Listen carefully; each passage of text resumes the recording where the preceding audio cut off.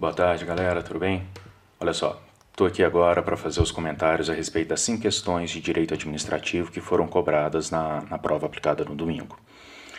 A prova que eu estou usando aqui como base para comentar é a prova de tipo C, em que as questões de direito administrativo estão localizadas a partir da 11ª. Então agora nós vamos comentar sobre a 11ª, 12ª, 13ª, 14ª e 15ª questão. Vamos lá, uma por uma. 11ª questão foi a que a banca pediu para que vocês respondessem a respeito de atos administrativos, identificando qual que era a alternativa incorreta, e a banca conversou com vocês a respeito de licença, aprovação, admissão e homologação. O que vocês tinham que lembrar? A aprovação, de acordo com o que foi apresentado lá na prova, vinha com o conceito de ser o ato unilateral pelo qual a autoridade competente atesta a legitimidade formal de outro ato jurídico. Não significa concordância com seu conteúdo, razão pela qual é incluída entre os atos de conhecimento, que são meros atos administrativos. O conceito correto de aprovação é o seguinte: a aprovação é um daqueles atos administrativos de controle ou de verificação. É considerado um ato discricionário que controla preventiva ou repressivamente outro ato administrativo. Por exemplo, uma aprovação de projeto para execução de uma obra, execução de uma rodovia, execução de uma ponte. A autoridade administrativa competente aprova a edição de determinado ato em um controle prévio, ou então concorda com o conteúdo do ato já editado, o controle posterior. Então a resposta que foi apresentada como sendo a letra B, por enquanto parece que está correta, por enquanto não há nenhuma crítica a gente apresentar à banca, tá? Os outros conceitos que eles apresentaram: licença, aprovação, admissão, homologação.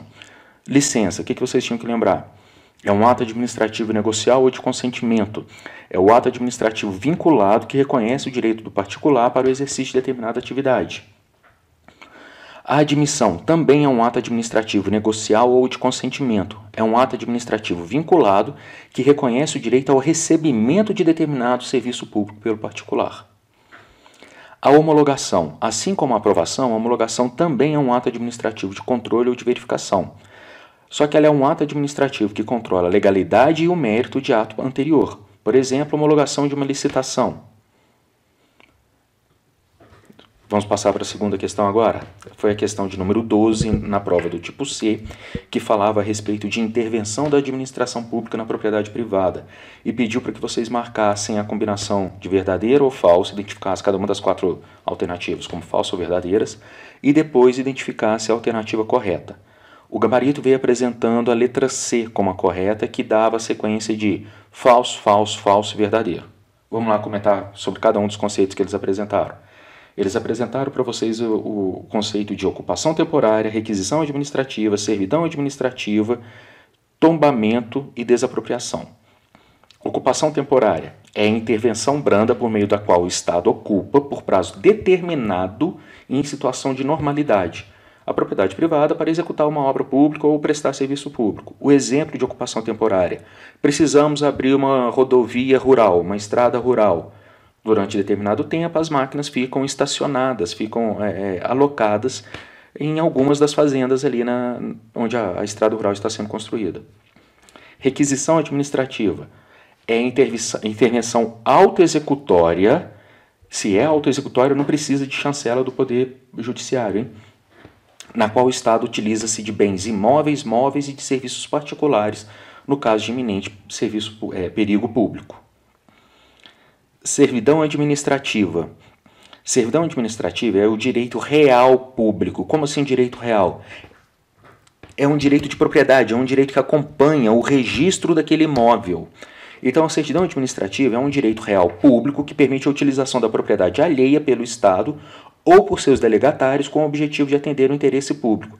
Os exemplos mais dados pela doutrina de servidão administrativa: construção de estradas rurais que passam dentro de outras propriedades ou passar linha da CEMIG, linha de energia, dentro das propriedades rurais.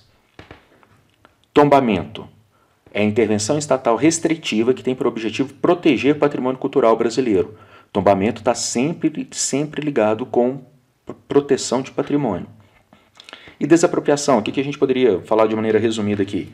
É o ato através do qual o Estado retira a propriedade do seu titular originário, transferindo para o patrimônio do Estado, com o objetivo de atender interesse público. Lembra que, se determinada propriedade é desapropriada para um fim específico e no futuro esse fim não é buscado, não é atendido, a desapropriação é anulada. Temos que lembrar também que essas intervenções supressivas, como a desapropriação, são efetivadas sempre por atos que resultam em desapropriação.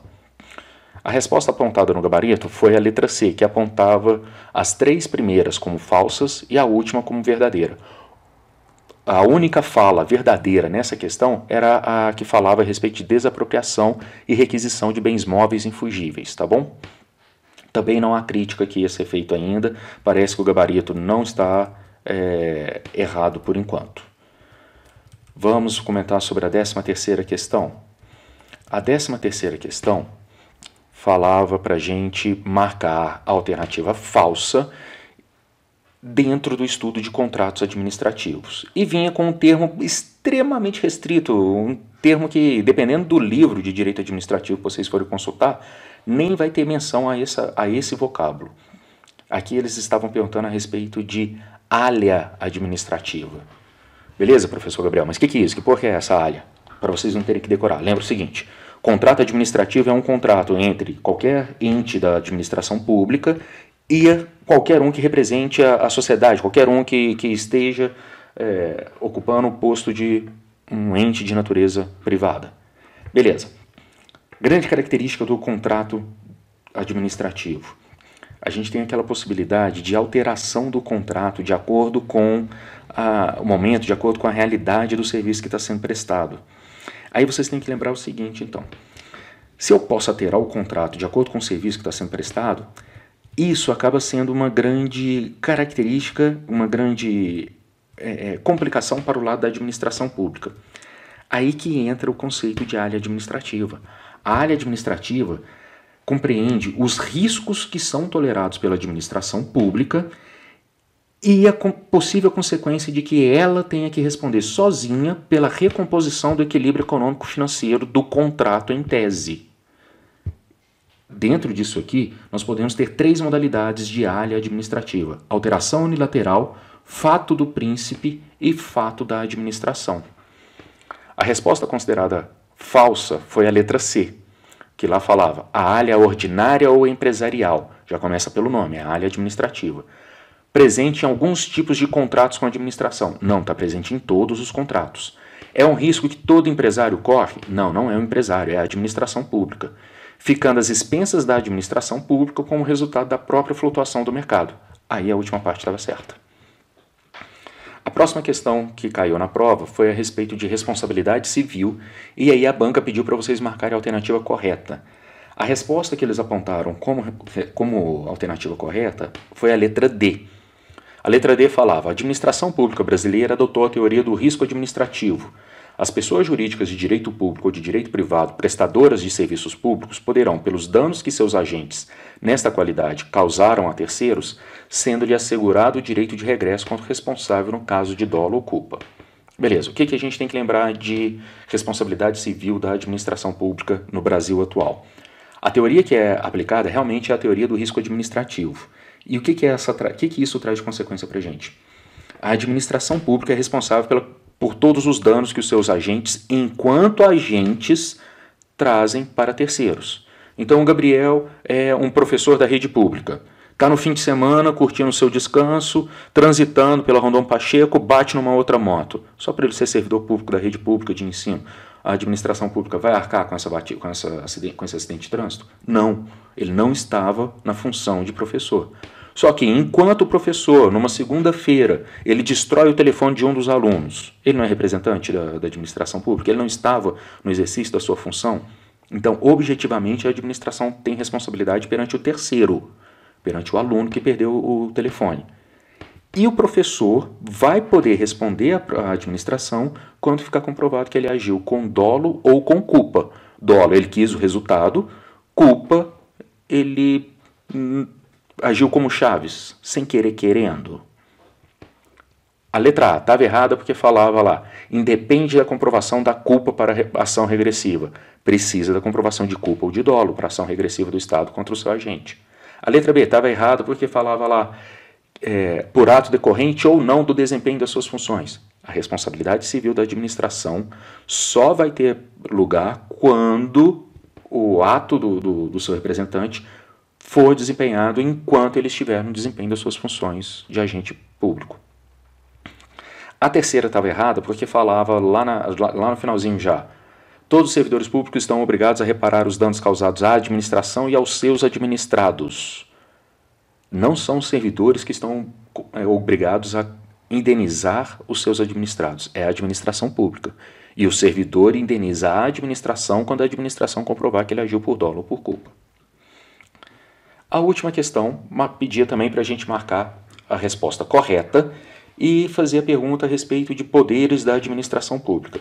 Tínhamos lá 4 redações falando a respeito de poder hierárquico, poder disciplinar, poder de polícia e poder normativo. A resposta apontada no gabarito foi a letra D, que também está correta. Na letra A, eles falavam de poder hierárquico. O que é o poder hierárquico? É aquela possibilidade decorrente da hierarquia da administração organizar e distribuir toda a sua estrutura e todos os seus cargos dentro de cada um dos seus componentes. Poder disciplinar, que falava na letra B. O que é isso? É a prerrogativa reconhecida à administração para investigar e punir, após o processo administrativo que garanta contraditória e ampla defesa, os agentes públicos na hipótese de infração funcional e demais administrados sujeitos à disciplina especial administrativa. Letra C falava de poder de polícia. O que é o poder de polícia? É aquele que compreende toda e qualquer atuação estatal restritiva à liberdade e à propriedade que tem por objeto a satisfação de necessidades coletivas.